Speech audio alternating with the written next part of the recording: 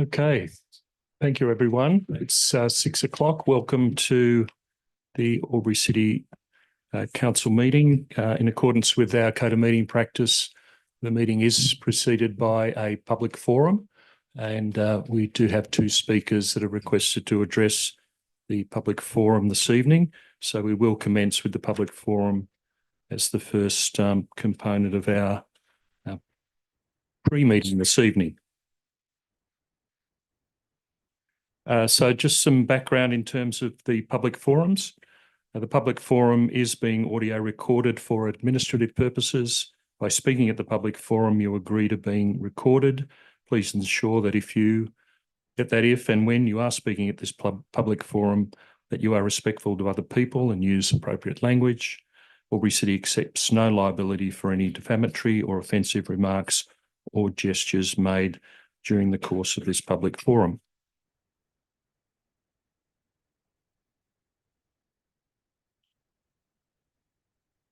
By way of introduction, my name is Frank Zachnich. I'm the CEO of Albury City, and I'll be chairing the first part of the public forum and the first part of the council meeting in the lead up to the first agenda items, which are the election of the mayor and deputy mayor. But let's start with our speakers to the public forum. Before I do that, conflicts of interest declarations. I have one conflict of interest declaration received from Councillor Jeff Hudson. It's a non-pecuniary, less than significant conflict of interest. The description of the conflict relates to Councillor Hudson being a worker at Albury Hospital and an association with the local healthcare sector. The agenda item in the public forum is PF3, relating to the Albury-Wodonga Regional Hospital project. There are no other conflict of interest declarations received at this stage. So let's commence with our speakers. Item PF 3.1, Mr. Lachlan McKeeman, speaking for the motion Albury-Wodonga Regional Hospital project in the council agenda 13.2. Welcome, Lachlan. Good evening. I didn't expect to be first off the rank, but that's okay. Thanks for having me this evening. I'll keep it very short. I'm here speaking on behalf of the Board of Medical Association. I was here a couple of months ago, so thank you for giving me the time again. Firstly, thank you to the returning and elected councillors in the Albury City Council for your understanding, acknowledgement and advocacy of our passionate advocacy for the ongoing fight to get the hospital that our community desperately needs, and in terms of achieving the best outcome for Albury and all other surrounding communities, and that is a greenfield single-site hospital. The election result mimics what we have heard from the community throughout the entire Albury-Wodonga Health catchment, and there's resounding support for a greenfield single-site hospital that meets our community's needs now and well into the future. Our communities want and deserve a new single-site greenfield hospital. I wish to thank Councillor Jeff Hudson for his motion to be presented this evening. It truly reflects what is the best outcome for healthcare in our region. The community is now on board with what the best outcome will look like for Albury-Wodonga Health, and that is a new greenfield single-site hospital. The communities of the border understand that with a greenfield single-site hospital, it will be the best outcome for Albury. It will be the best outcome for Yackandandah. It will be the best outcome for Wodonga. It will be the best outcome for Holbrook. It is what is needed for our entire catchment's healthcare needs into the future. I thank you for your time this evening, and as part of the BMA, I really look forward and welcome the opportunity to working with you into the future on this project. Thank you. Thanks, Lachlan. Before you step away, any questions from our councillors? Councillor Kenahan? Sorry. I was a bit keen to sit down. Thank you for your time this evening. I have a question in regards to the motion up this evening. Well, in your words, why would the modular units so desperately needed now? Yeah. The issue at the moment, the overwhelming issue, is waiting lists, and waiting lists are created by blockades to theatre access. and that's largely governed by bed numbers. So we've welcomed the new capacity of the ED, and that's functioning, and that serves a purpose in terms of seeing people when they get to ED. But the modular units that would be able to be delivered far sooner than a brownfield development would instantly increase bed capacity. They would allow people to be admitted from ED. They would allow us to, certainly if we got modular theatre units, that would allow us to increase access to theatres. You can do more operations. You can start addressing your waiting lists rather than elective waiting lists just being put off endlessly by the emergency presentations. You can't address the backlog with a static capacity. You need to increase your capacity, and that would be the instant impact of modular wards. Thank you. Thanks, Councillor Callaghan. Councillor Mack, you've got your button pressed there. The question. Thanks, Mr. Chair. Lockie, thanks for that wonderful answer. But I'm just wondering, with the modular units, what is the hold up, and what is, in your understanding, what is causing this barrier to this occurring now, because it's sadly needed right now? My understanding is that it's just a denial on the government part to release funding to secure them. So there's in-depth proposals. There was the proposal for the Mercy that would increase bed capacity instantly, but they've been denied. There's a well-constructed plan and a very, very detailed explanation of what our community needs to address waiting lists and increase capacity, and it's beds. And it is just allocation of funding. Okay, not only do we have to advocate for a new Greenfield Hospital, we need to advocate for getting something that's existing fixed now. The modular wards would be a stopgap. The brownfield doesn't allow us a stopgap. The greenfield is future-proofing, planning for that. So with the proposed brownfield, it doesn't cover off our deficits now, even when it will be delivered. And it's based on when it will be delivered. It's based on calculations that expire before that time. So it won't be based on up-to-date statistics when it is delivered. It will be several years out of date when it is delivered. Modular wards would allow us to address urgent critical need now, while we actually plan for the future, which would be a greenfield single-site hospital. Thanks, Lockie. Thanks, Councillor Mack. No further questions, councillors. Thanks very much for your presentation, Lockie. Thank you. Thanks. Our next speaker, Mr. Stan Stavros, again speaking for the motion related to the Albury-Wodonga Regional Hospital project. Welcome, Mr. Stavros. Thanks, Frank, and congratulations to the councillors in this room for their successful election, being elected, and certainly is a task that I don't underestimate. And I actually am very appreciative of the work that the council does and the time they put into our city. It may not have always seemed that way, but that is the case as far as I'm concerned. I would love to continue working with this council, just as Lockie said. So well done. Tonight, Albury City Council will consider a notice of motion to support a greenfield hospital and hopefully unite our region in calling for a better deal. Better Border Health Limited believes this is a big step in the right direction for a new hospital on a new site, because we keep getting told by our local politicians, especially our local federal politicians, that they cannot advocate for greenfield until both Albury and Wodonga are united and in favour of an appropriate greenfield site. With that in mind, Better Border Health fully support the motion put forward by Jeff Hudson, in particular the wording relating to a suitable location in either Albury or Wodonga, which we believe will have an amazing impact on putting parochialism to rest, because without doubt, parochialism has been a hindrance in getting the best outcome for our community, whether it be health services or sporting, leisure and entertainment infrastructure. At the recent council election, voters would have been fully aware that a single site Greenfield Hospital would have meant on either side of the river. And they knew the current Barella Road proposal was a dud. With that in mind, we believe the vast majority of residents in our regional community do not care on which side of the river the Greenfield Hospital is built, as long as it is on the best site, the site that provides the best access, patient care, scope of growth and car parking. We believe that our council plays a vital role in advocating for the best possible health outcomes in our region, and that the hospital decision will be the most important in our lifetime. The reason the council should play an important role is because they are our democratically elected representatives, and their voice is more important than ever in the health landscape since the changes in hospital board structures, where effectively board members are employees of the state, not the community. There's no such thing as community boards these days. They are servants of the state.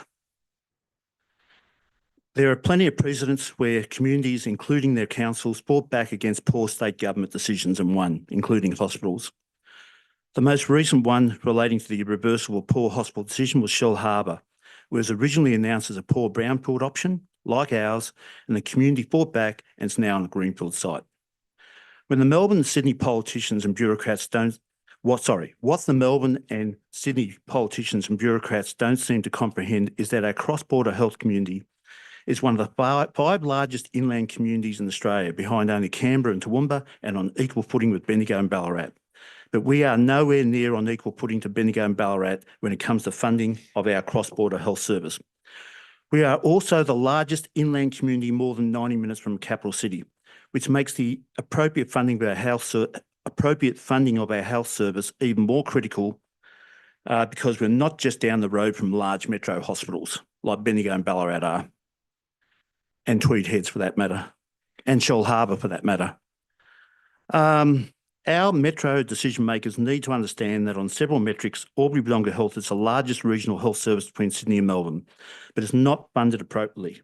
For example, Albury-Wodonga Health is a larger health service than Bendigo. It has 20% more births, 33% more ED presentations, 15% more surgeries, yet we have 50% less beds, 337 beds compared to Bendigo's 724. If you want to know why ramping happens, that's the major issue. Every day, Albury-Wodonga Health is between 30 to 45 beds short for the patients in the hospital, and this number does not account for the patients that cannot be admitted. So how do we compare to other builds? I keep getting asked that question.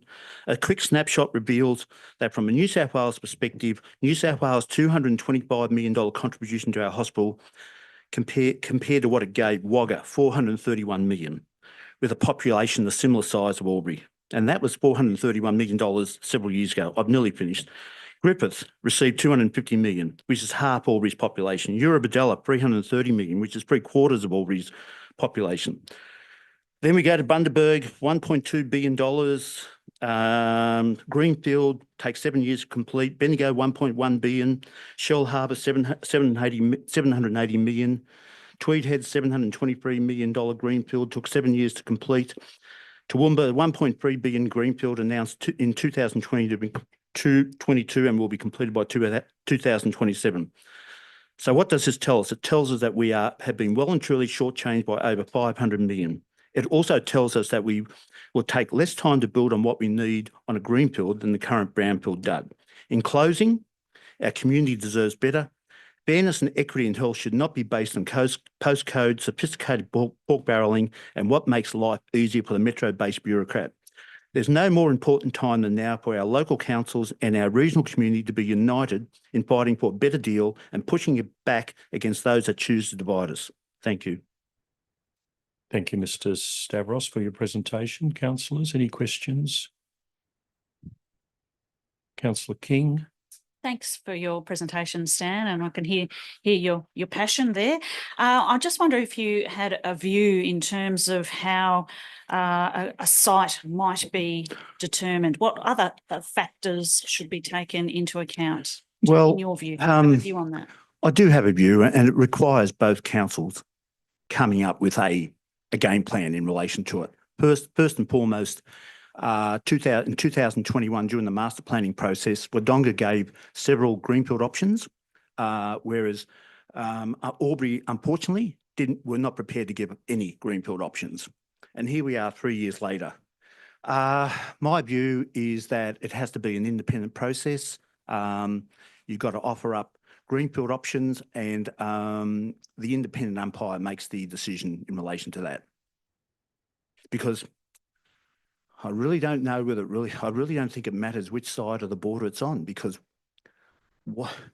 I do business in Wodonga, I do business in Albury. What's good for Wodonga is good for Albury. What's good for Albury is good for Wodonga. And certainly from a larger regional perspective, they are crying out for Albury and Wodonga to stop squabbling on what we need. Thanks, Mr. Savros. Follow-up question, Councillor King. Just a follow-up in terms, so is one of your views establishing an independent committee? Is that correct? Or someone to have that umpiring focus? Have you got a view on who might make up an independent committee? Kylie, no, I don't. I think that's something that really Albury and Wodonga councils have really got to come together and decide on what is the appropriate way of going forward on that. Thank you. Okay, so no other questions. Thank you for your presentation, Mr. Thank you. Savros. Thank you to both presenters. That now ends our public forum. Closing at 6:16.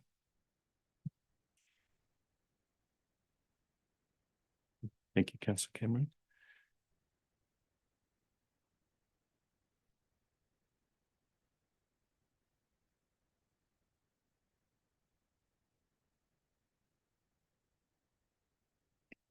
It's me.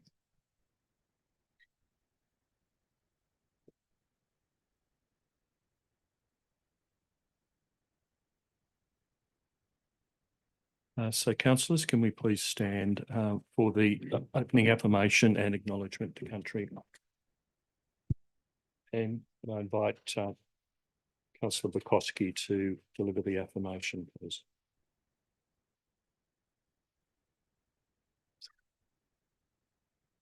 Not my usual job, sorry.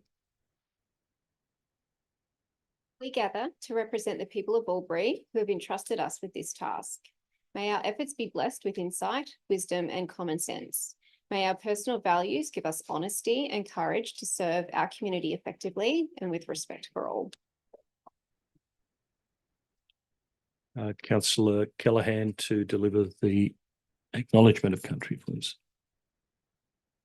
We would like to acknowledge the Wiradjuri people as the traditional custodians of the land that we meet upon today, and pay our respects to the elders past, present and future, for they hold the memories, culture, traditions and hopes of Aboriginal and Torres Strait Islander people that contribute to our community.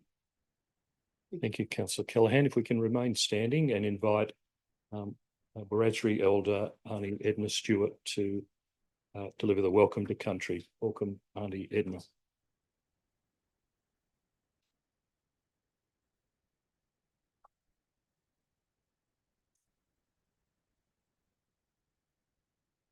Thank you.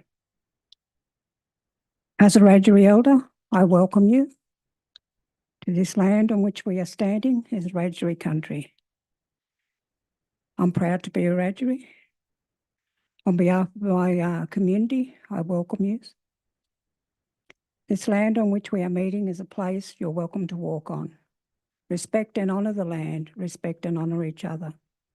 Our bodies are the land and our story is the earth, the water, the wind and the sky. This country to me is more than a place. It's about my identity as a First Nation person. Country that sustains my life in every aspect, spiritually and culturally. We need to show Yindamara for the land and the wildlife and the human life. Welcome to Wiradjuri country. The land, respect the land. The Wiradjuri people have occupied this area for thousands of years. We have lived by the river, the Millawabilla. Then the Wiradjuri people were frequently joined by many other groups that would meet by the Millawabilla or the Murray River. As we come together to celebrate the spirit of Aboriginal and Torres Strait Island people and their communities and our community, we reflect on the thousands of years that Aboriginal and Torres Strait Islander people have been burning the flame of self-determination, pride and knowledge. This knowledge of land, law and family have held our community strong and rich in culture and heritage as a First Nation people. And with the spirit and guidance of our ancestors, may they always watch over us. Niani du garegu bilagalengu, Yani garibu bilagalengu, Niani giri ninyigi. Look after the land and the rivers, then the land and the rivers will look after you. Mandangu, thank you. Congratulations, each and every one of you, on behalf of my Aboriginal community. Thank you.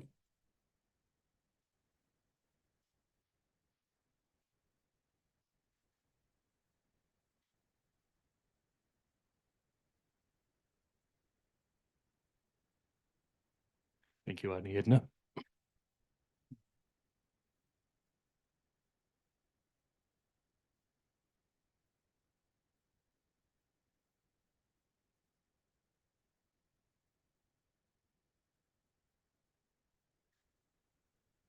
So councillors, welcome to the first council meeting of the new council term.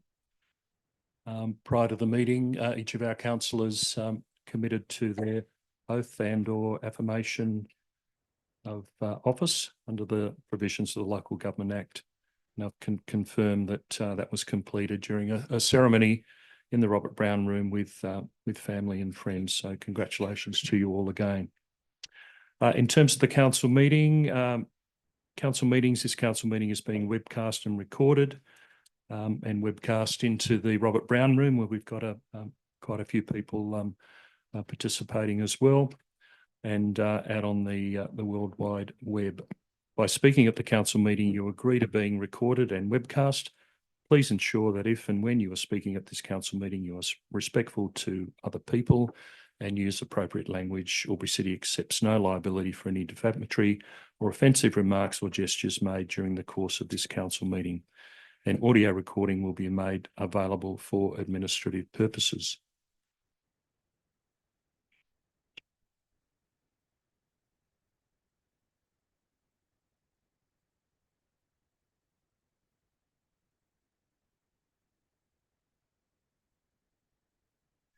Item CM4, conflicts of interest declarations received by the chair and disclosure of political donations. I can advise that I have received 2 declarations of interest. As mentioned earlier, Councillor Jeff Hudson, a non-pecuniary less than significant conflict of interest relating to his role as a worker at Albury Hospital and in association with the local healthcare sector.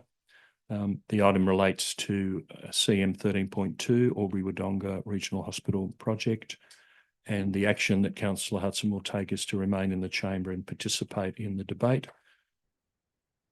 The second conflict of interest is from Councillor Kevin Mack, a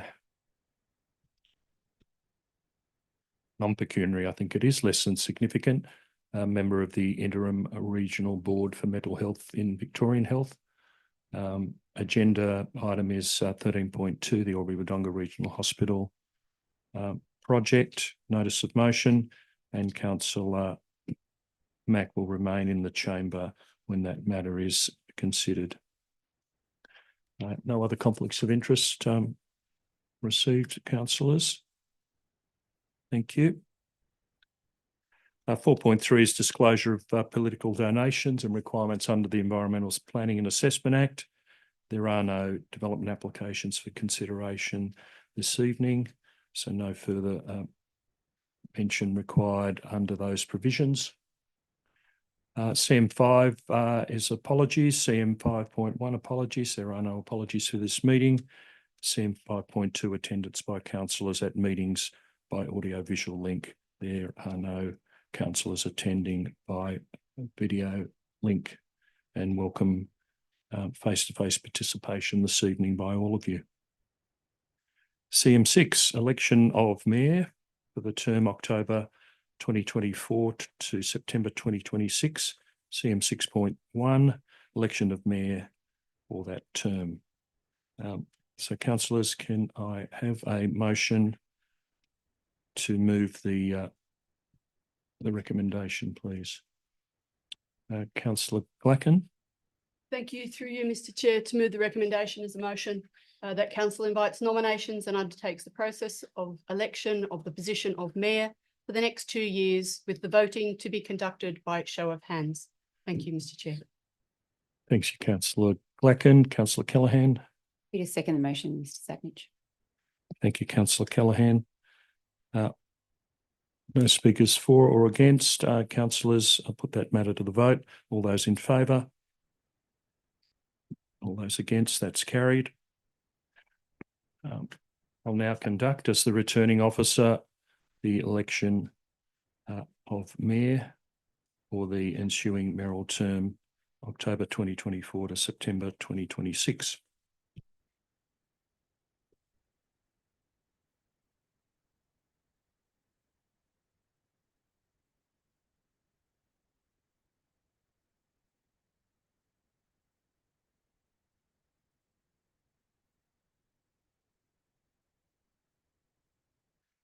So thank you, councillors.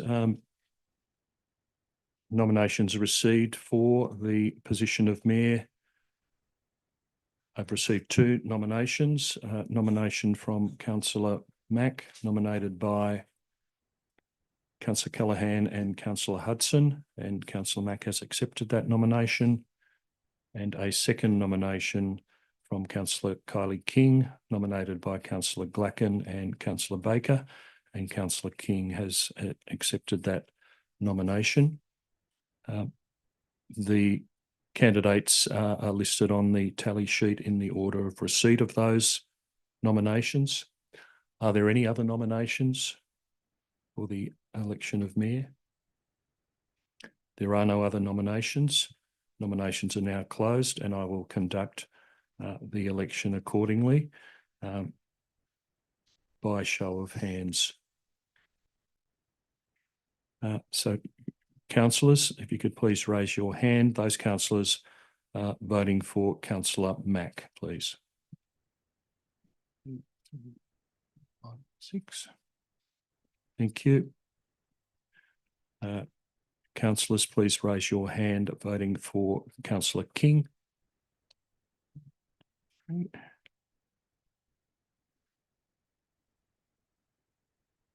At the close of the election, I can declare that Councillor Mack is elected mayor for the council term October 24 to September 2026 on the outcome 6 votes to 3. Congratulations, Councillor Mack.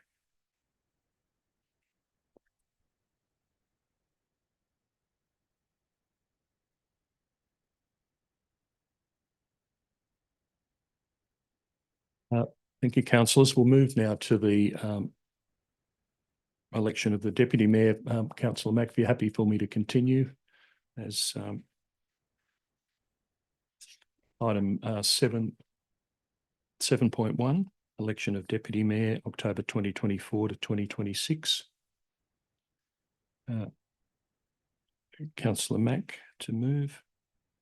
Through you, Mr Chair, I'd like to move that Council A elects a deputy mayor with a term of appointment the same as for the mayor by holding of an election this day, 14th of October 2024, and B invites nominations and undertakes the process of election for the position of deputy mayor with the voting to be conducted by show of hands. Thank you.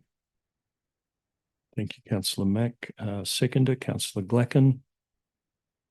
Thank you, Mr Chair. Happy to second. Thank you, Councillor Glacken. So councillors, no speakers for or against. I'll put that matter to the vote. All those in favour, please raise your hand. All those against, that's carried. I'll now move to conduct the election of the deputy mayor position for the mayoral term 2024 to 2026.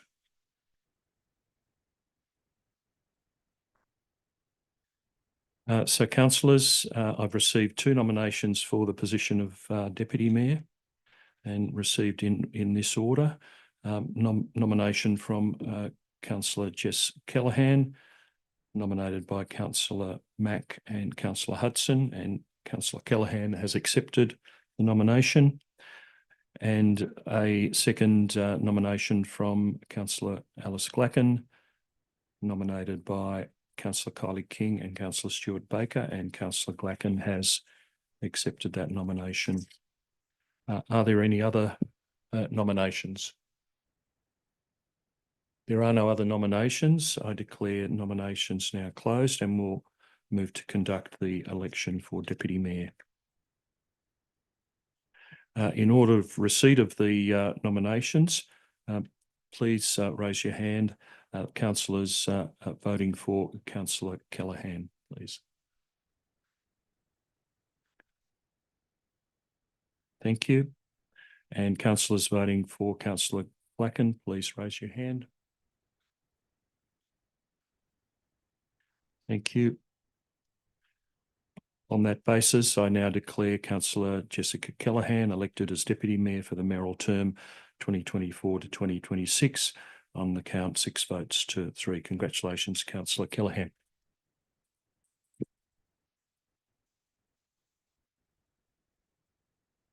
Councillors, we'll now have a short scheduled media break where our Mayor and Deputy Mayor can participate in media duties, and we'll get ourselves organised in terms of changing seats and the like.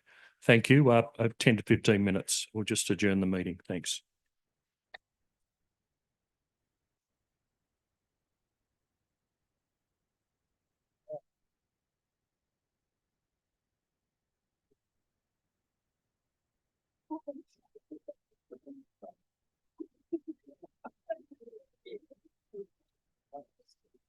It's got a long history.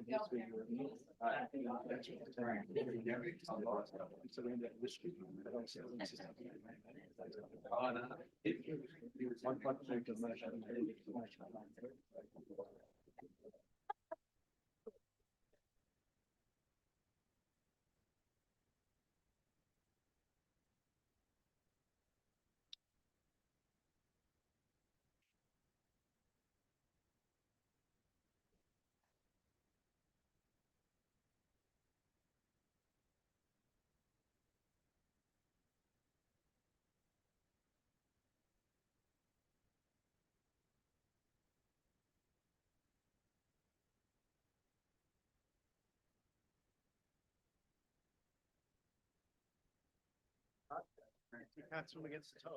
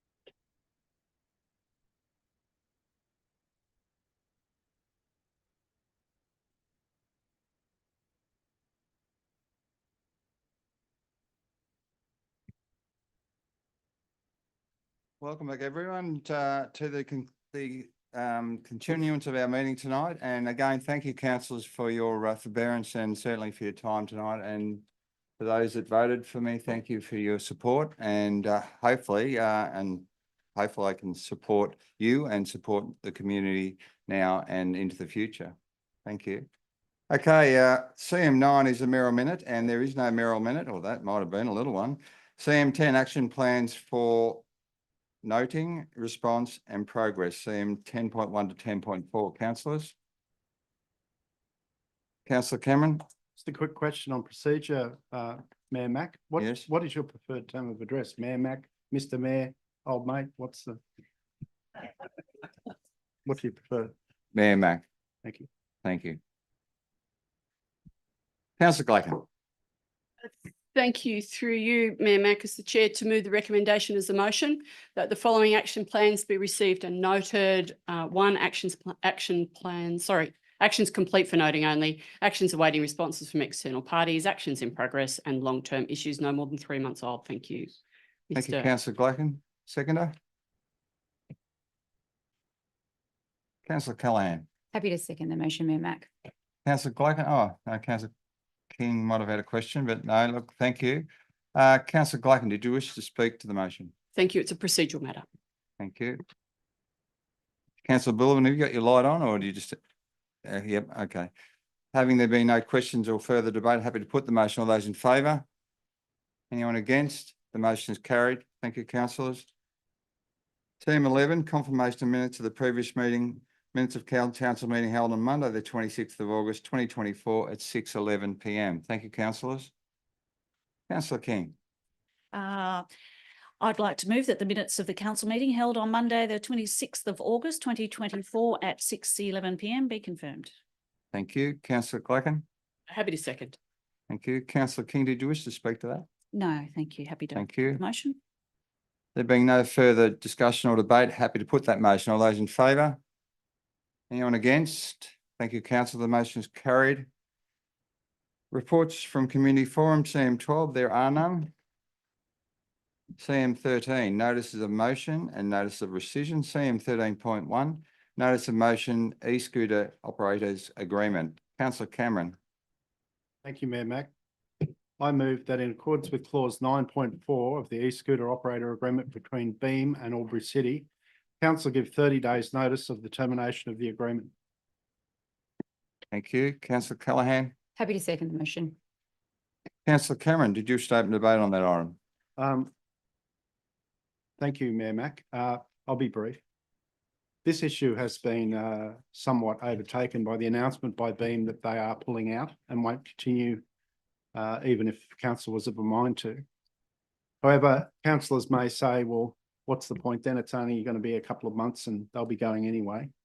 What I would say to councillors tonight is, if you wish to show your displeasure, as I hope you will, with the way that this company has operated, not just in Albury, but in other cities and even indeed in Wellington and New Zealand, then send them a strong message and vote for this notice of motion tonight. Thank you. Thank you, Councillor Cameron. Speaker for, no speakers against. Councillor Callaghan. Thank you, Mayor Mack. I'd like to make an amendment to the motion, please. Councillor Callaghan. Your amendment? It's coming. Yep. Thank you. I'd like to move point B, which is council calls on the New South Wales government to legalise the selling and purchasing of personal electronic powered scooters, referred to as e-scooters, and allow for their usage on roads and road-related areas across New South Wales. Thank you. Thank you, Councillor Callaghan. Seconder for that motion, thanks. Councillor Hudson. Very happy to second the amendment, Mayor Mack. Thank you. Councillor Callahan, do you wish to speak to your amendment? Yes. That is completely acceptable to me as the mover of the motion, and I'd like to incorporate it into the motion. Okay, okay. Well, we won't go through the process of amending the motion. Happy to take that A and B are accepted by the mover and seconder. Thank you. Okay, councillor Callahan, did you wish to speak to the motion? I do. I'll be supporting the motion clearly, especially with the strengthening of that amendment. I think it's important that Beam send a message based on allegations of unethical business practices, which has seen the contract cease in Brisbane, Wellington, Armidale and Townsville. I have been an advocate for Beam and have continually supported them and met with them to improve practices in our community. There's been many successes from the trial, notably the individual users and the amount of kilometres that have been travelled, demonstrating that it is a popular form of transport in our community. Albury is one of the most car-dependent cities in Australia, and this option provides a popular form of transport. And I think we need to call upon the New South Wales government to legalise this form of transport so that people can continue using them. I think when it becomes a personal ownership or property of someone, we won't see them strewn across our community, which has been the bane of many people over the months we've seen. Western Australia, Victoria, Queensland, Tasmania and the ACT have now all legalised personal e-scooter usage, and I urge the New South Wales government to address this glaring inequity. We allow e-bikes in our roads and shared paths. Why not e-scooters? It's time for the ministers to act and make this reform. Thank you. Thank you, councillor Callahan. 2 speakers against and 1 speaker for. Councillor Baker, I believe you're speaking against. Thank you. Thank you, Mayor Mac. Only that I would like to see the trial run through to when it's due to finish, which I believe is 4th of December, in roughly 7 weeks, 6 weeks' time.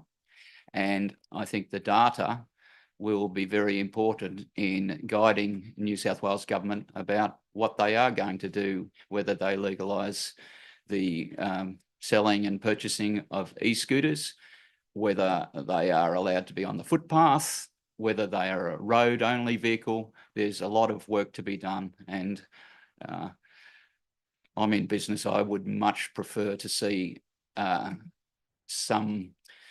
proper trial run its course rather than getting a knee-jerk reaction at the end of 10.5 months for some political gain.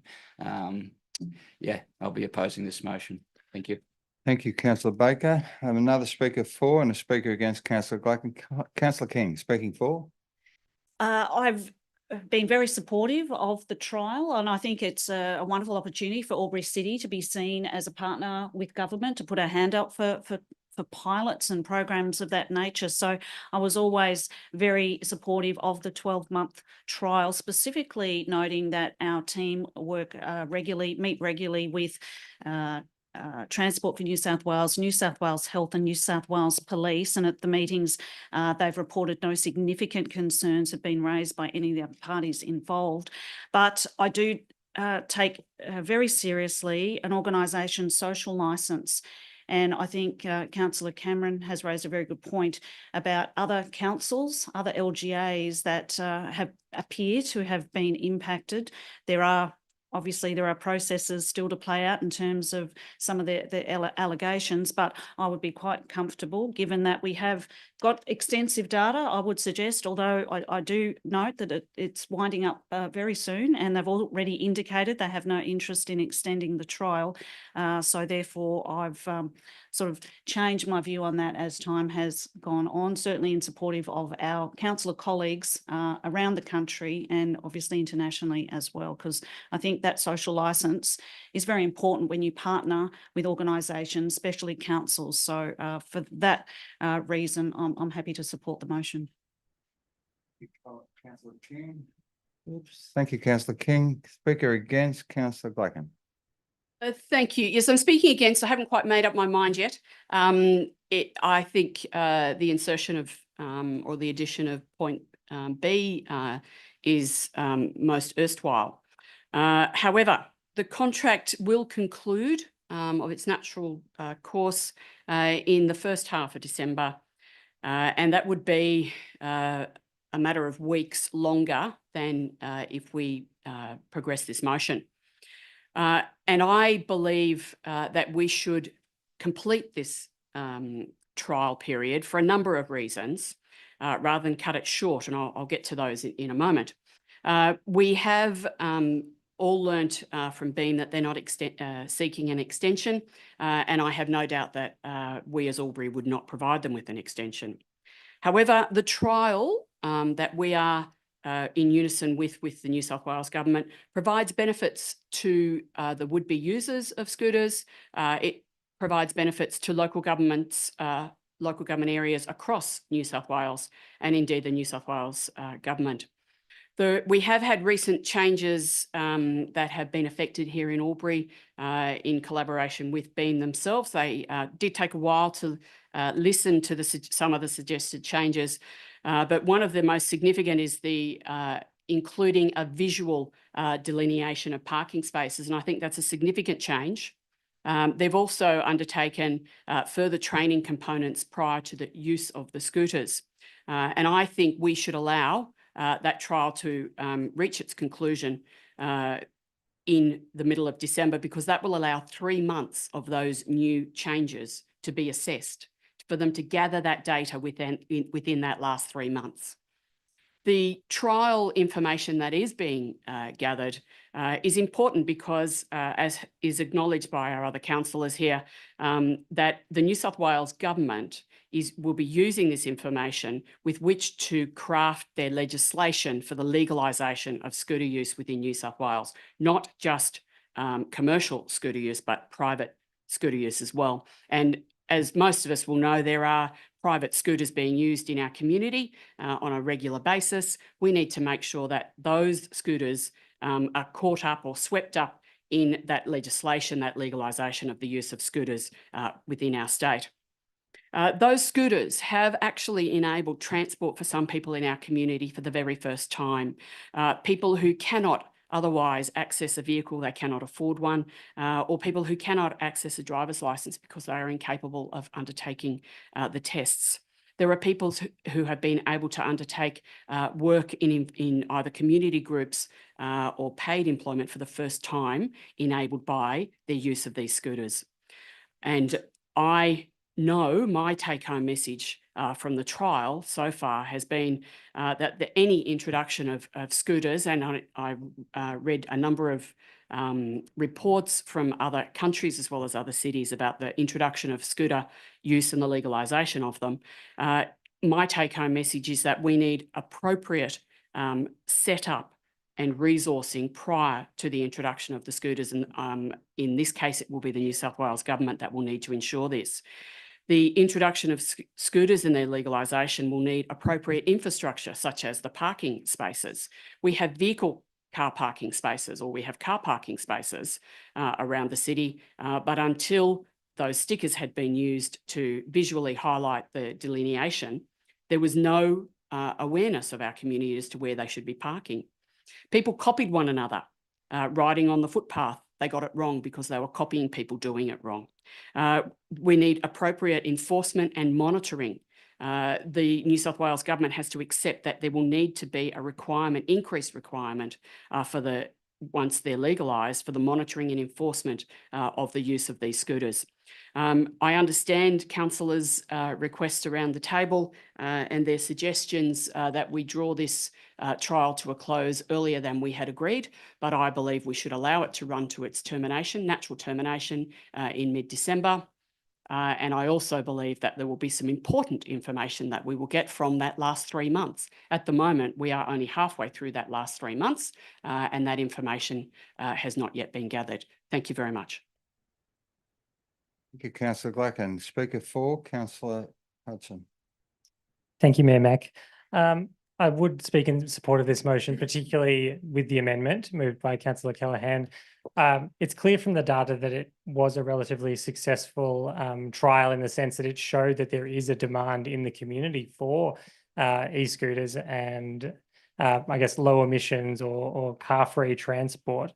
I think that there's a number of issues that I don't see how the trial could have ever have really informed legalization for personal use, because people aren't going to be leaving their own personal scooter strewn all over the footpath. They're not going to be throwing it in the creek.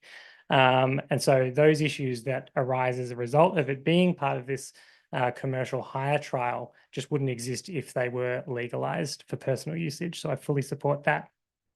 I will note, however, that I think the trial would have been more successful if we did have better active transport infrastructure already in our city. For example, the CBD bike loop, which I believe was first put forward as an idea in 2008, still has not been built 16 years later. And I note that the other city, which was considered a real success in terms of the trial, was Wollongong, has just had $10 million committed by the New South Wales State Government for enhanced active transport infrastructure, expansion of shared paths and bike lanes. So I think for something like this to really be successful, we do need to commit to building more active transport infrastructure. And this trial has shown that there is a demand for that in the community. But on those grounds, I'll be voting for the motion. Thank you, Councillor Hudson. There appears to be no speakers for or against or questions. I just want to finish up by suggesting that when I first saw the scooters arrive in December, I think it was a week before Christmas, and to be honest, I described it as a dog's breakfast. It reminded me of kids running out in the ground in the old days when the VFL siren went. They were just going everywhere without any enforcement, without any idea of what the rules were. And I think the introduction of this project was haphazard at best. The rules and obligations of the users and Beam, in fact, were not clearly enunciated to the people, the user groups. The issues with enforcement, the police are down on numbers as it is, and you add another layer of responsibility there, they're not going to chase scooters around. And the only time we'll see an outcome of the scooter trial is when someone gets seriously hurt. The number of scooters I saw racing past doorways of shops in the CBD and Lavington was just horrendous. And I'll be very interested to see what the health component of this particular trial looks like, because I believe anecdotally there was an overrepresentation of people in ED, and I think David was here before, but David's gone. I think he's flown the coop, David Clancy. But I just really think, whilst I understand the honourable nature of a scooter trial and how important it is to provide transport to people who require it, I do agree with Councillor Callaghan and Councillor Hudson that we need to find a more viable alternative for better access to transport in Albury-Wodonga, because it's bereft of anything. And even the buses at the moment, whilst they were amplified and the routes were increased, they too are not being patronised.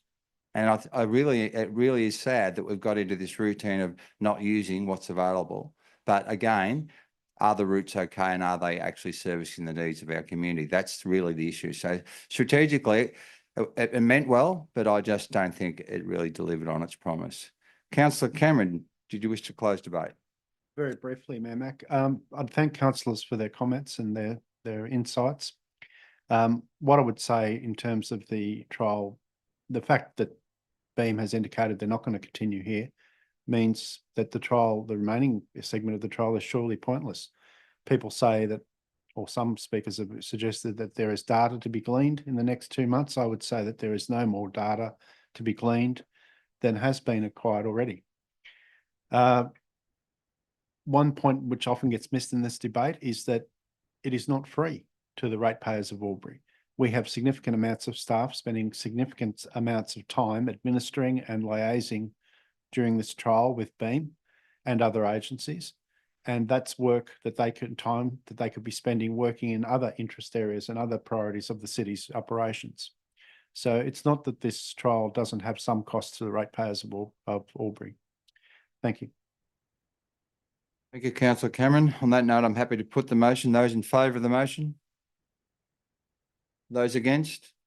The motion is carried. Thank you, councillors. So CM 13.2, notice of motion, Albury-Wodonga Regional Hospital Project. Councillor Hudson. Thank you, Mayor Mac. I move that council note the planned redevelopment of Albury Hospital is not adequate to meet current, let alone future community needs, and that the planned and promised services have been cut since the project was announced. 2, supports the development of a fully funded new single-site hospital for the Albury-Wodonga region in a suitable location in either Albury or Wodonga that, at a minimum, meets the requirements established by the 2021 Clinical Services Plan. 3, calls on the state governments of New South Wales and Victoria to pause the current redevelopment plans for Albury Hospital and redirect efforts towards a fully funded new single-site development in Albury-Wodonga. 4, continues to call on the state governments of Victoria and New South Wales to immediately provide interim solutions such as modular wards and theatres and step-down beds to address the ongoing capacity deficits. If we could scroll up, please. Thank you. 5, urgently communicates this position to the New South Wales and Victorian ministers and shadow ministers for health and the federal minister and shadow minister for health.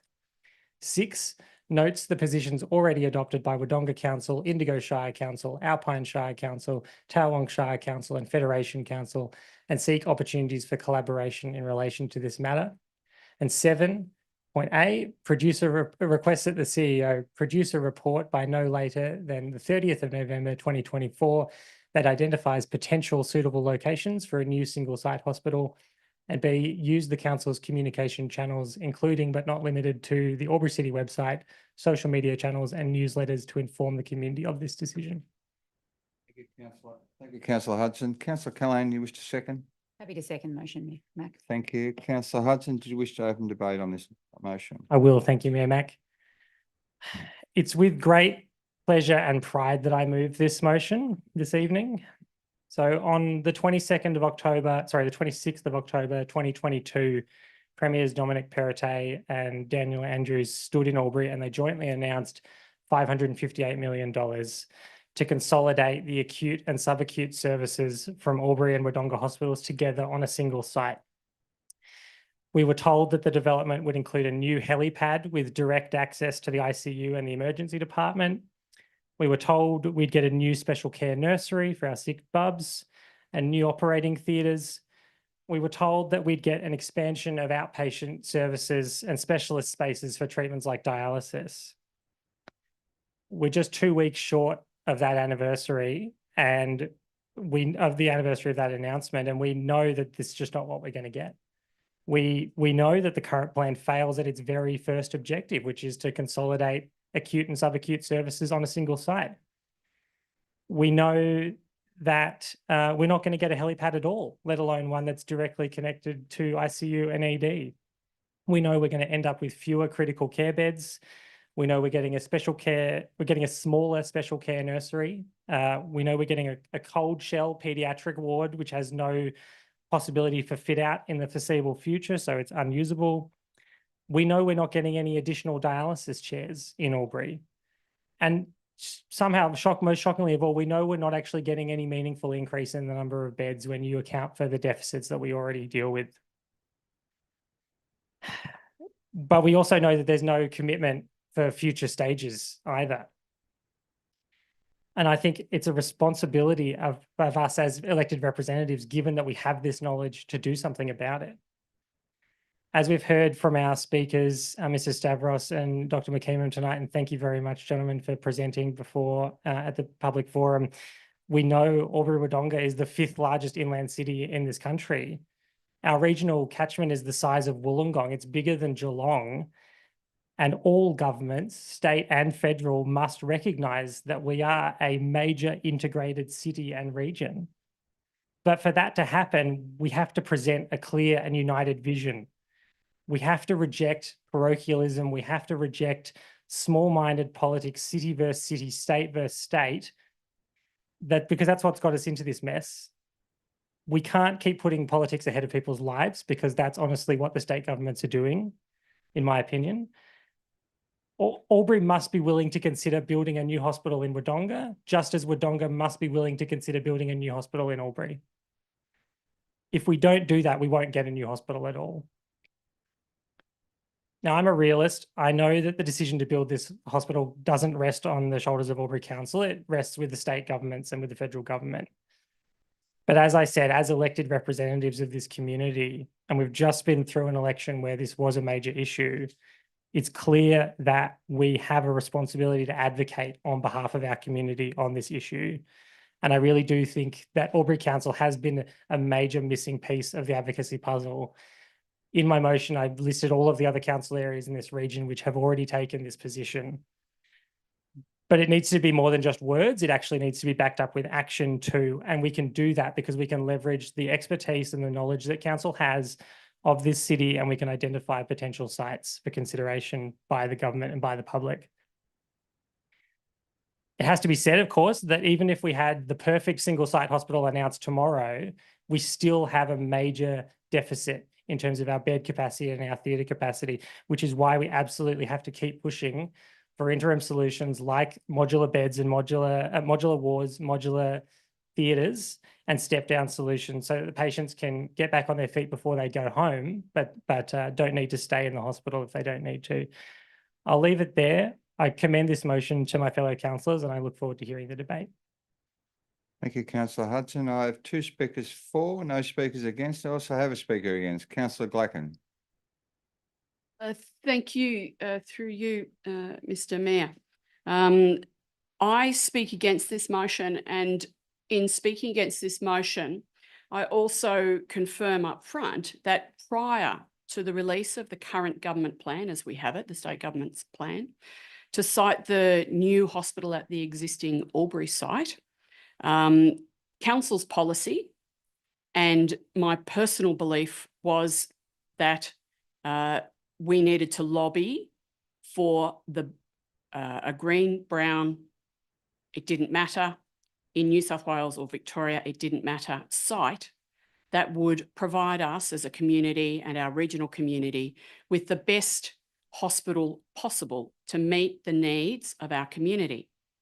Since then, the government have made their announcement. They've announced the plan. And I support their plan on the basis that they are responsible for the plan and they have the funding. They've announced stage 1 of that plan and the funding to go with that plan.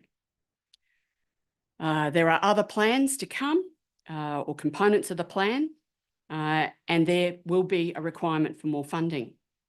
The New South Wales and Victorian governments have made it clear that future stages will be required. The existing site selected by the states has been selected on for a number of reasons, and some of those are location, access to road, network and infrastructure, the airport, and Mr. Stavros today presented and advised that because we're more than 90 minutes drive from a capital city, such as an airport he raised the fact that we were more than 90 minutes drive from a capital city. So therefore an airport is important. The existing infrastructure that is on that site is also important and part of the government's plan to enable the new hospital on that site.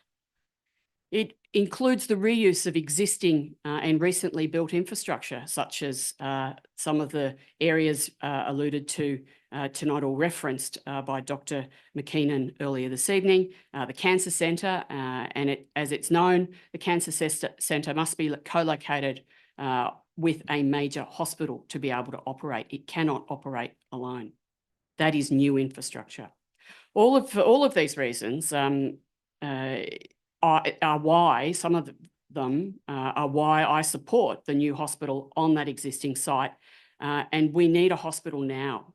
We need that new hospital on that site because that's what we're being offered and it is now, or it will be enabled now. That site and the staged plan by the government will stage buildings into the future. It allows us to use the facilities as they're being built, as soon as they're constructed. It enables the earliest possible access for staff and patients who require a new hospital now to be able to access the completed stages as they are progressed. We need our community to be supporting that new hospital now. We cannot call or who cannot recall that strong visual image of our community gathering as people on the causeway in the shape of a heart, and that was used to finally secure the Cancer Centre for our region. We need to be inside the tent and working with government to achieve the best possible outcome, working collaboratively with government to ensure that we get the best possible options from the stages and the funding that needs to come from government. We need to secure those future stages and that future funding. We can't be outside the tent complaining, shouting. We need to be inside the tent working with them. And for all of that, I foreshadow a motion should this motion be lost. And I would be, I have sent the information to the staff, but for councillors' reference, I would be requesting that council would acknowledge the previous council resolutions on the 22nd of March and the 12th of August. I would be asking that we accept Councillor Cameron's offer to assist with securing a visit from the New South Wales Health Minister, Ryan Park. And I would be also asking that we urgently request the New South Wales Government Health Infrastructure come and present to us as a council about the government's plans, the additions to their plan stage 1, further funding stages and the funding requirements from it. So I will talk more to that should this motion be lost and I have an opportunity to deal with my foreshadowed motion. Thank you. Thank you, councillor Gluckin. Speaker 4, councillor Baker. Thank you, Mayor Mack. I am supportive of this motion and I think a greenfield purpose-built hospital would be the best solution. However, every time I have discussions with community about the hospital, the question of whether the committed funds promised for the brownfield site rebuild will be secure if councils reject and advocate to stop work on the current plan. That is their biggest fear. Will the 558 million be retained within our community? And how can we safeguard against that going elsewhere? So I would like to move an amendment. The following suggested wording would become part 4 of the motion, and the 7-part motion would become an 8-part motion. So in effect, there it is up there, number 4. Urgently seeks assurances from the New South Wales and Victorian state governments to allay the fears of our community that the 558 million investment allocated to the Albury Hospital will not be in jeopardy regardless of the form the new hospital may take. Thank you, councillor Baker. Councillor Hudson, are you happy for that to be included in the motion? I am happy. I think it would be absolutely at the government's peril if they did try and take it away, regardless of our position. And really, the political risk of doing so should be the safeguard that we need against it. But no, I'm happy to include that. Okay, thank you, councillor Kelleher. You have Callahan. Yes, I'm happy to accept the You've been motion. called 2 things tonight. I answered to most. Thank you. Okay, on that note, you're speaking for this motion. Thank you, I councillor am. Callahan. Thank you. Happy to speak in support of a fully funded single site hospital. I think this supersedes any motion that we've put forward previously. I think this strengthens our advocacy and it certainly unites us as a broader community in moving forward for what clearly the community have been asking for. The community are crying out for a healthcare system that will meet their needs now and into the future. What we've been offered is shortchanging us. Today's motion is a real opportunity for Albury City Council to identify appropriate locations in Albury for a greenfield site. As noted by Mr. Stavros's presentation this evening, Albury City Council are yet to disclose this, and I look forward to knowing what they are by the 30th of November. It's time to stand up and say that what we're being offered is not good enough. Our regional population is 300,000 plus, the same size as many metro catchments, and the population is expected to increase 1/3 by 2036. This alone highlights the inequity between metro and regional hospitals and communities for that matter. Our hospital is in crisis and the health professionals have been asking for modular wards for the past 2 years with no reprieve. Patients are spending years on wait lists for surgeries and our emergency departments are overflowing. Albury Wodonga Health Services starts each day with a deficit of 30 to 70 beds. Give the clinicians like Dr. McKeeman and Dr. Clancy, who is still joining us this evening, what they are asking for. Stop the clinical bed shortage. A single site hospital on a greenfield site would offer a better long-term solution. It would reduce the inefficiencies and provide a world-class healthcare system that our community deserves, rather than the Band-Aid in which we're being offered. The 2021 Clinical Services Plan clearly highlighted that Albury-Wodonga hospitals are not fit for purpose, and a greenfield hospital, a new hospital on a new site, was recommended.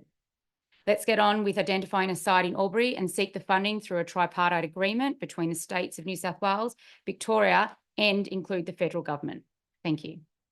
Thank you, Councillor Callaghan. Speaker for, no speakers against. Councillor Cameron. Thank you, Mayor Mac. I'm prepared to support this motion tonight. As I think most people would realise, my position has been that this is not a part of what councils perform as their core function. The enumerated powers of the Constitution of the federal government make very clear what are state responsibilities. And then we are a creature of the state government created under the Local Government Act, which certainly does not put the ability to make decisions about healthcare provisions or health services on council. However, my ears are not painted on. And it is clear to me that the overwhelming majority of the people of Albury expect Albury City Council to advocate for a single site greenfield hospital. Accordingly, I will support this motion. There are 5 councillors in this chamber tonight who campaigned on promises of campaigning for a single site greenfield hospital. I hope that that can be achieved. I think if you ask any person in our community on its face, the simple question, would you like a redeveloped hospital or would you like a greenfield site new hospital? We would all say, including myself, of course, I would like a greenfield site hospital, accessible even if it was in Wodonga, for example, or on that side of the border. That's like asking someone, are you in favour of motherhood or apple pie? But it comes with a risk.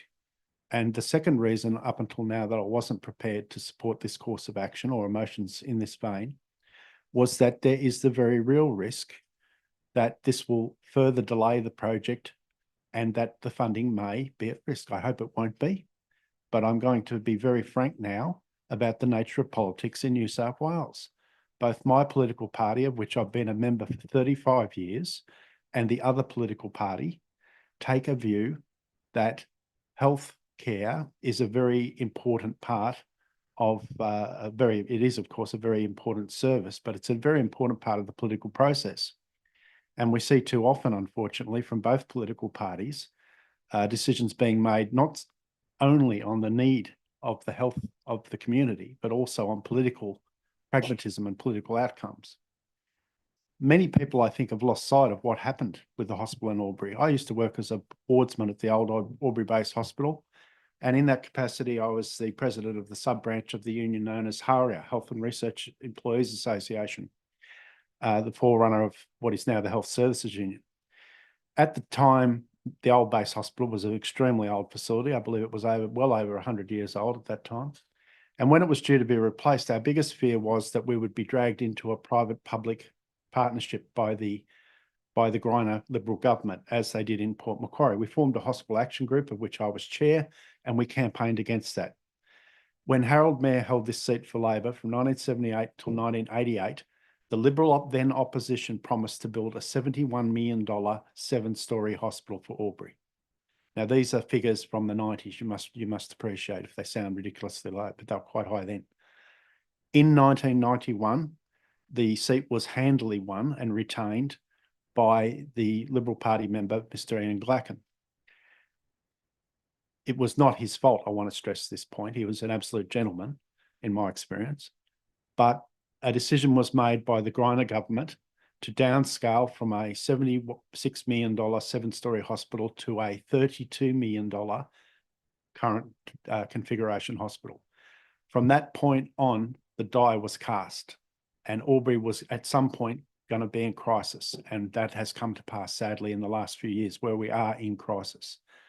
What can we do? The people have made it clear what they want us to do and what they want us to campaign for. And as I said, I will give effect to that. I think over the next 2 years, it'll be very interesting. That comes with a risk because political parties and both political parties are capable of making decisions. And I heard Councillor Hudson say earlier that they wouldn't dare, or words to that effect, or the political costs would be so devastating to them they wouldn't dare. Well, they dare, all right. They've done it before in Albury, right? It's happened before and it can happen again. But once again, it's what the people want. It's a course of action I will support. And at the end of the next 2 years, no councillor in this chamber will be able to say, if we don't succeed, it was because of lack of action on my part or lack of assistance in any way on my part. Thank you. Thank you, Councillor Cameron. Councillor King speaking for, no speakers against. I will certainly not stand in the way of the advocacy approach that it would appear the majority of councillors are talking about tonight and looking like they're indicating that they're going to vote in that direction. I'm just concerned about getting that community confidence in what this advocacy might look like and what those future steps might be. So I'd be keen to hear about that, because I have had community members say to me that they're confused, that they feel as though it's been a political football. To Councillor Baker's point, they're concerned about this funding. They'll often say, colleagues in government, they've never met a treasurer who wasn't, you know, unhappy to take money back that had been committed if a community says they don't want it. So I think, you know, including that point is very important. So that's a good step, because our community are getting mixed messages. The board of Albury Wodonga Health, Jonathan Green, has basically in the media said we really encourage everyone to get behind it and to really throw their support behind advocacy for future stages, so we can ensure that the single site hospital that we've got in Albury is the best we can possibly have for our region. Bill Appleby, the CEO, when asked would it be sort of similar to the Wagga Hospital, which is something I got asked a lot when I became the mayor. Geez, I hope we can get a hospital similar to Wagga. So, you know, I've got a quote from an interview he's done when asked if it would be, you know, similar to a Wagga hospital. He said, absolutely.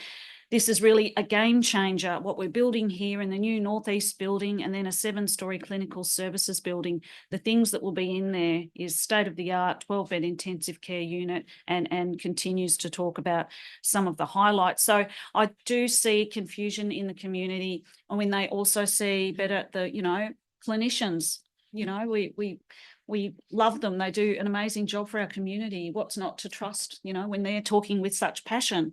Better Border Health, have consistently sort of put forward their perspectives as well. So I think there's a lot of confusion out there. So I'd really love some of those elements to be included. How long will it take to open the doors on a greenfield facility? What's the process on choosing a site? Will population size, proximity to the airport be heavily weighted or not? How will the decision be made on behalf of the broader region, noting that one of our guest speakers talked about an independent committee? Will there be one? How will it be chosen? How might that work? How long will this process take, given that none of these governance mechanisms are in existence? And I think Mayor Mack could reflect on the regional deal, I guess, as one case study, where even to this day, we're still working through the process of securing funding for some of those projects. And we're talking about $80 million there. So some of those governance mechanisms, what will that be? What is Wodonga Council's official position? If our greenfield site was in Thurgoona Willinga, further away from some of their catchment, that's something to factor in as well. And in terms of the Victorian Liberal government's position, should they get in power? If they were going to invest on a greenfield site in Albury, what would their position be? I know there's lots of different things to put in there, but I do note, and I think one thing that I've been encouraged by with this greenfield approach is hearing the federal member for Farrer say that she'll be leading the charge for a greenfield site. So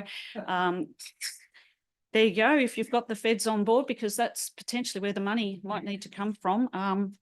I won't stand in the way, but I certainly I don't want to be seen as backflipping right? But definitely appreciating this, this new direction, the feedback from the community, but also noting some of those concerns that I think our community would appreciate going forward. Thank you, councillor King. There are no further speakers for or against. Given I was one of those 5 candidates that councillor Cameron so eloquently put forward as advocating and standing on this platform, and putting to what councillor King just inferred, that I was privy to the regional deal, but I was also privy to the process of merging Albury and Wodonga together as 2 cities, 1 community, because I understand the importance of this city. It's the 20th, Albury Wodonga together, the 20th largest city in this country. Whilst I understand people talk about safe seats and how they don't accumulate or track funding, well, the Premier of Victoria, Bendigo got a new hospital. There's examples where premiers and other people have always guaranteed hospitals. Wagga's Hospital, Michael McCormack, and need I say Darryl Maguire. The issue here for us as a community is that we are confused because both sides of the river are parroting different things in different ways and are distracting and are inconsistent. The plan you mentioned, it will change again. The force of knowledge is so immense in terms of mixing it up and making people question their own mental health because they don't understand what are they talking about now. And in sometimes at some stages, speaking to David Clancy, he says, I don't know what they're doing this time. It changes every day. The one thing I will tell you, and the question was, so how are you going to do this? And the issue is there is evidence. The rail corridor that was freshly minted, that was built in the 1800s, and they rebuilt it, and it was an absolute schmozzle. We pulled together all the councils, including Wodonga and Albury and the corridor councils, and we successfully got the federal government and state governments to invest money of around the tune of $500 million to fix that corridor. So that corridor is done and dusted. So to do nothing would be just unfair and not questionable. It's not in our narrative.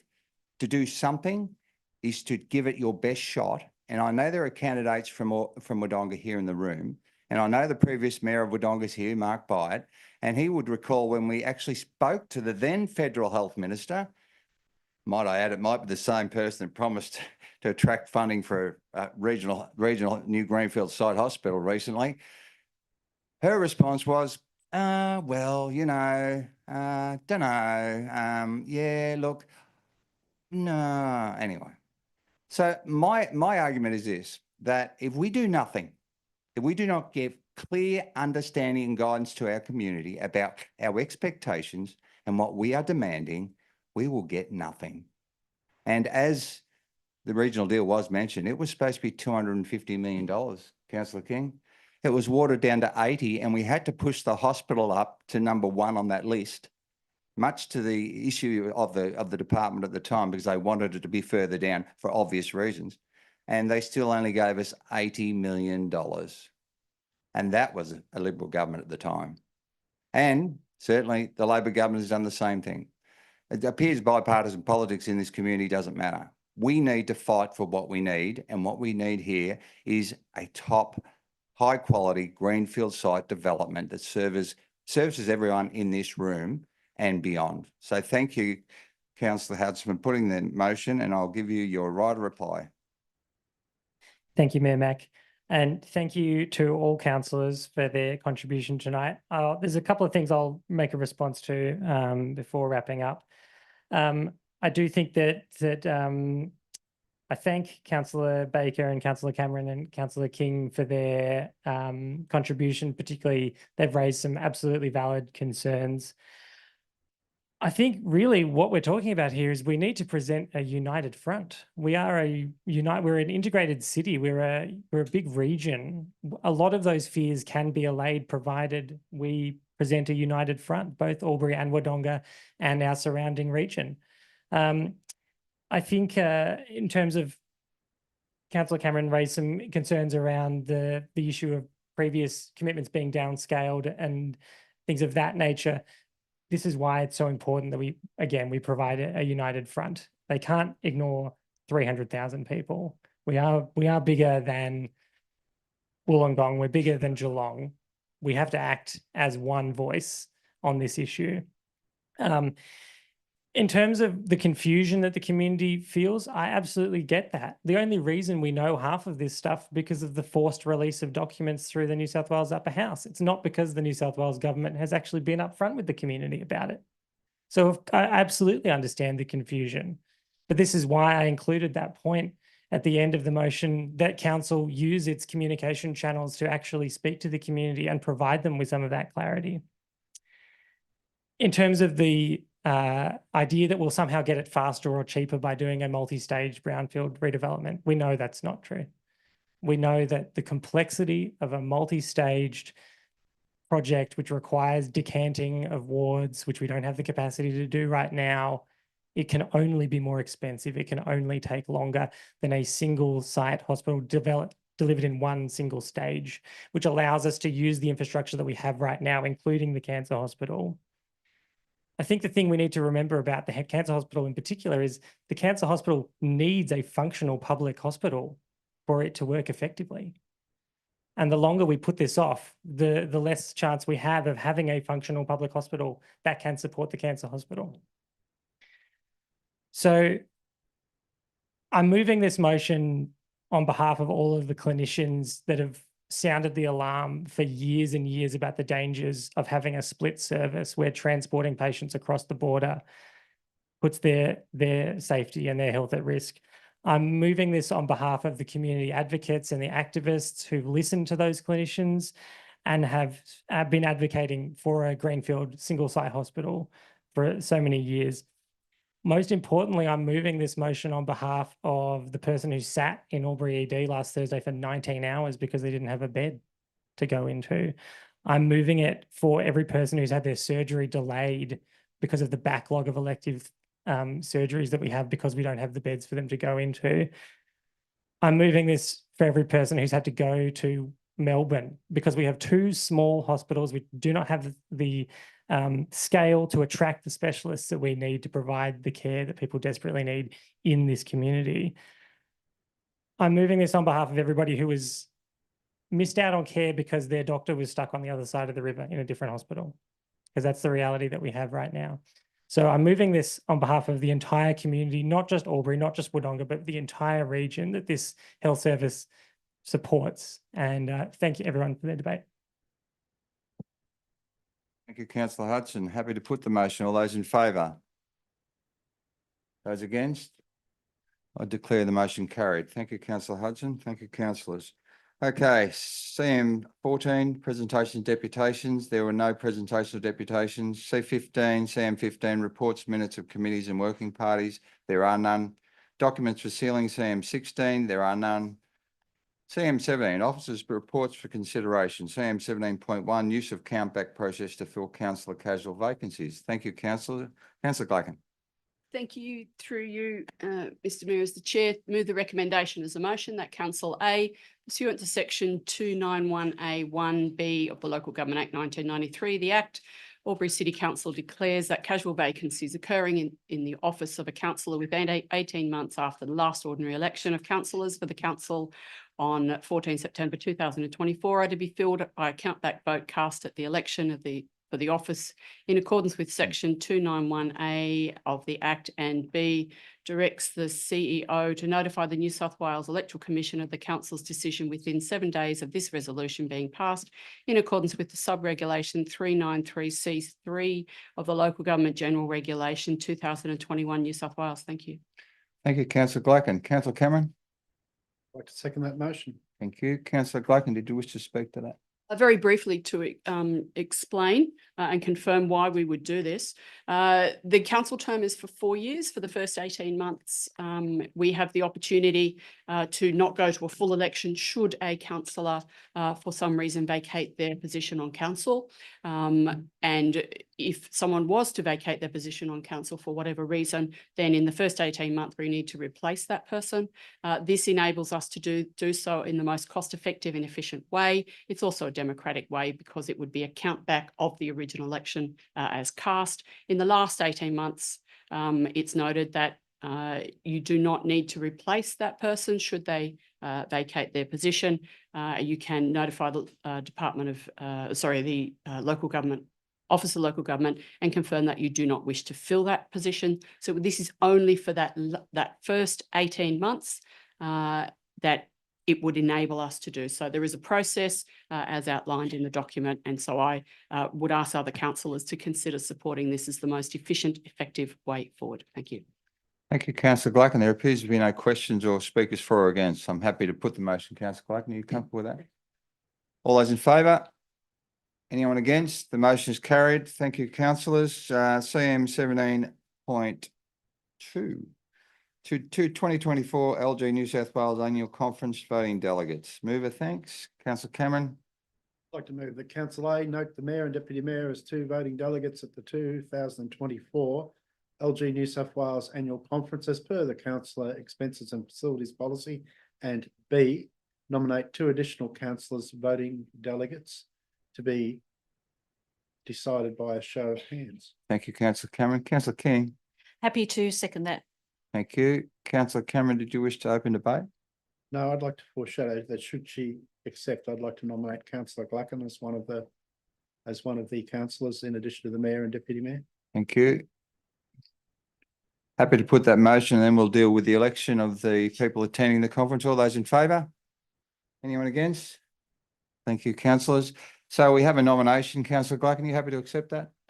Yes, thank you very much. Councillor Callaghan? I'd like to nominate Councillor Hudson. Thank you. Councillor Hudson, you happy to accept that? Yes, I am. Okay. Councillor King? I'd like to nominate Councillor Bukowski. Councillor Bukowski, would you be happy to attend the conference? Yes. You can speak. Okay, so we've got 3 nominations for 2 positions, and not these are voting delegates. So essentially, councillors can attend the conference, and they don't have to be voting delegates, and that can be approved by the Mayor and the CEO. So that's not to say whoever doesn't get voted for tonight won't be able to attend, because all councillors can attend within reason. So, okay, we've got 3 nominations. Show of hands for Councillor Glacken, thanks.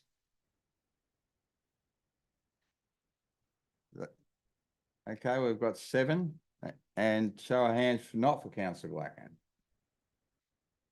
Vote twice. No, you can vote twice. Yes, you can. You have to, because we've got 3 candidates.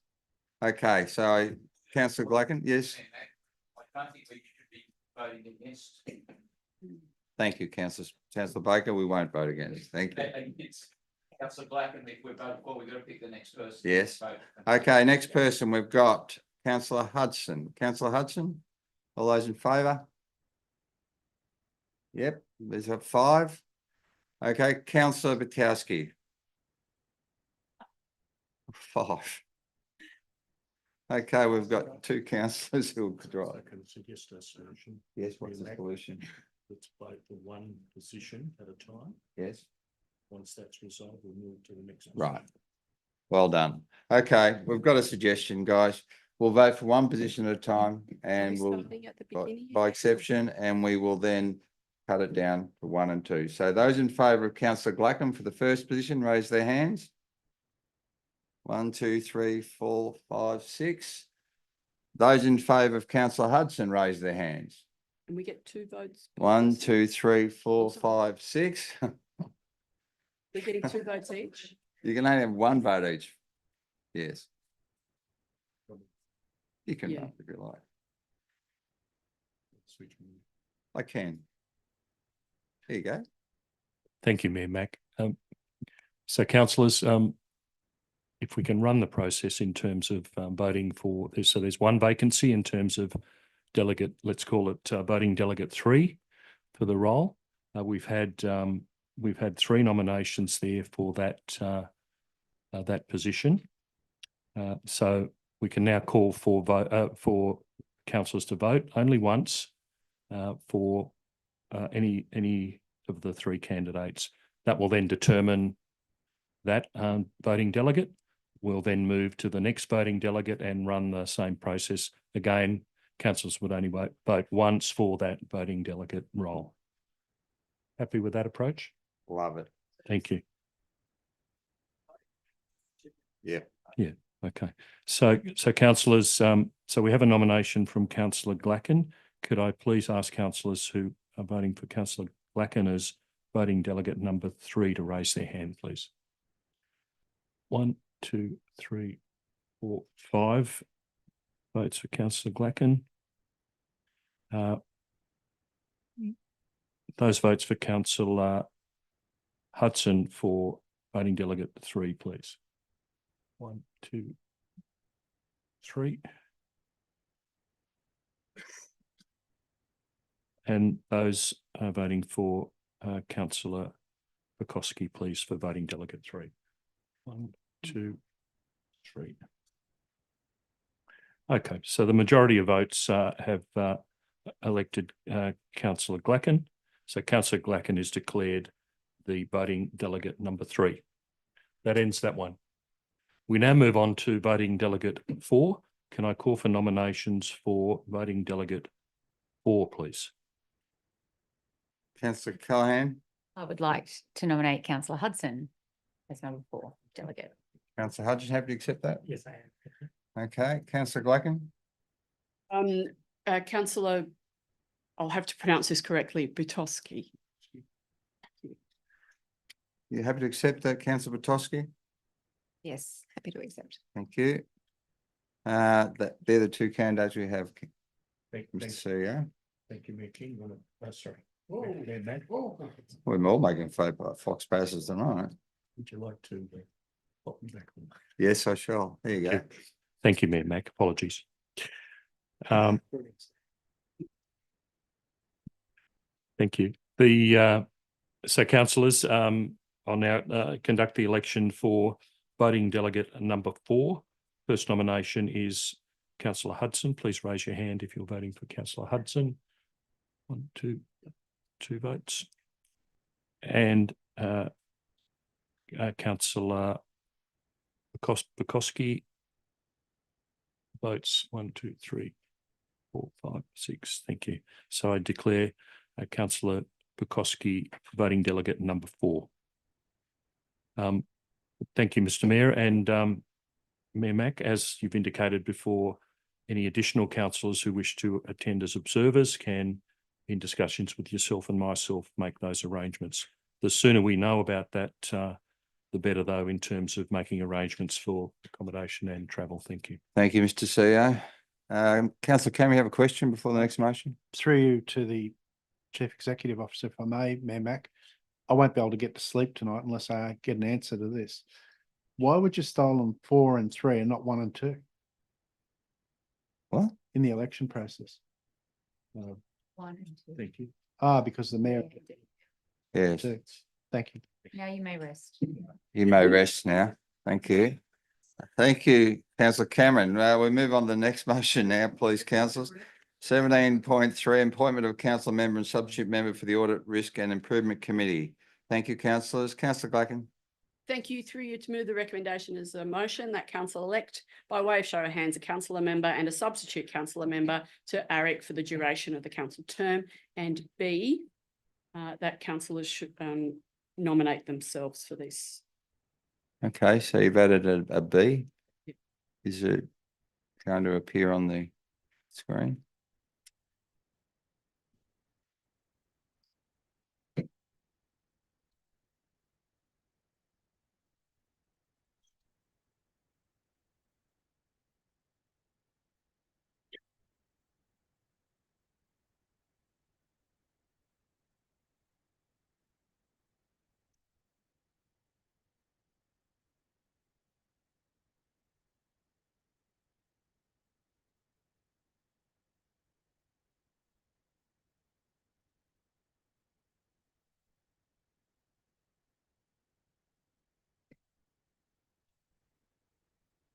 Thank you, councillor Glacken. There's your added amendment. Seconder, please. Councillor Callaghan. Happy to second the motion, Mayor Mac. Thank you. So the motion you wish to speak to at the start, councillor Glacken? No, thank you. Thank you. So process is that councillors should nominate themselves. I'm happy to put the motion. All those in favour? Anyone against? The motion is carried. Okay, the process is you should nominate yourself. Thank you, councillors. Who wishes to nominate as the councillor member? Councillor Bukowski. I would like to nominate myself as a councillor member to the Audit, Risk and Improvement Committee. Thank you. We have no further people nominating. Councillor Bukowski, it would appear that you are the winner of that position. Well done. Okay, alternate. The alternate, do I have a nomination for the alternate for that committee? Thanks. Substitute, yep. Councillor King, Happy to be a substitute. thank you. There being no further nominations, happy to announce you as the substitute member for the Audit and Risk Committee. Thank you, councillor King. Thank you, councillors. We are on to 17.4, extension of Audit, Risk and Improvement Committee independent member. Thank you, councillors. Councillor Glacken. Thank you. Through you to move the recommendation as a motion that council extend the existing independent ARIC member contract for Dr. Jason Young for a 4-year term from 1 October 2024 to 30 September 2028. Thank you. Councillor Bukowski. I second that motion. Thank you. Councillor Glacken, did you wish to speak to that? Very briefly, having been a member of the ARIC committee for many years, the role of the ARIC has been taken somewhat away from council, and we have external members. Dr. Young has been a fabulous member of the ARIC committee, and I believe he will be a good member of our committee going forward. So I encourage councillors to support this motion. Thank you. Thank you. There are no further speakers for or questions or against, so I'm happy to put the motion. All those in favour? The motion is carried. Thank you, councillors. Officers' report for noting. I have 18.1 disclosure of interest, councillors and designated officers, 1 July 2023 to 30th of June 2024. Councillor Bullivan. Thank you, Mayor Mack. That the council receive and note all annual disclosure for interest returns for the 2023-2024 reporting period for councillors, ARIC independent members and designated persons, and acknowledge that annual disclosures of interest will be made publicly available per the Government Information Public Access Regulation 2018. Thank you. Councillor Cameron. I'd like to second that. Thank you. Thank you. Councillor Bullivan, did you wish to speak to that? No, I'm fine. Thank you, Mayor Mack. Okay. Appears to be no speakers for or against or questions. I'm happy to put the motion. All those in favour? Anyone against? The motion is carried. Thank you, councillors. But down to the final stress. So CM19 delegates reports for noting. There are none. CM20, I've not been made aware of any notice of urgent business. Does anyone have a notice of urgent business? Last call. No. CM21 confidential matters. There are no confidential matters. So I'm happy to declare the meeting closed at 7:59 p.m. Thank you, councillors, and thank you for very, very patient in the audience. Thanks, guys.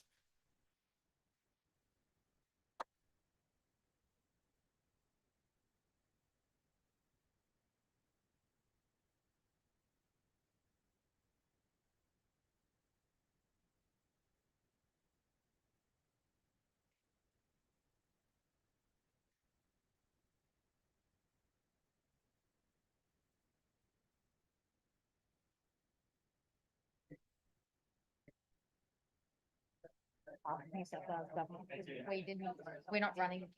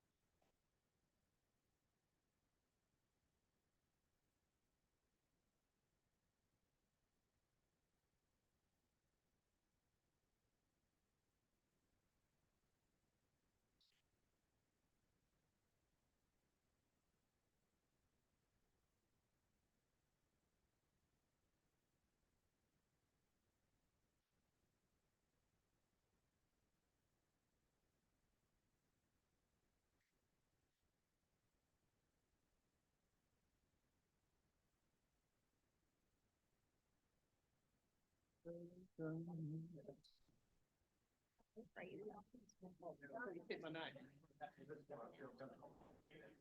the cost. Well, yes, so silence. Just good costing. Good costing. Yeah, no, that's okay. Yeah, no, appreciate it, appreciate it. Why is my?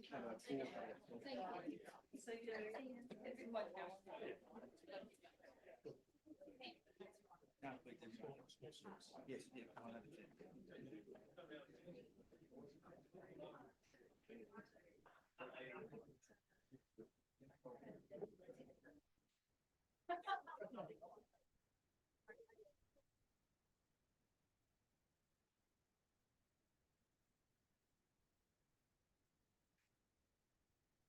What you're doing.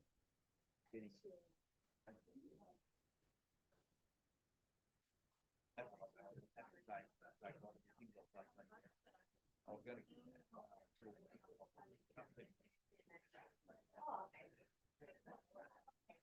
All learning process.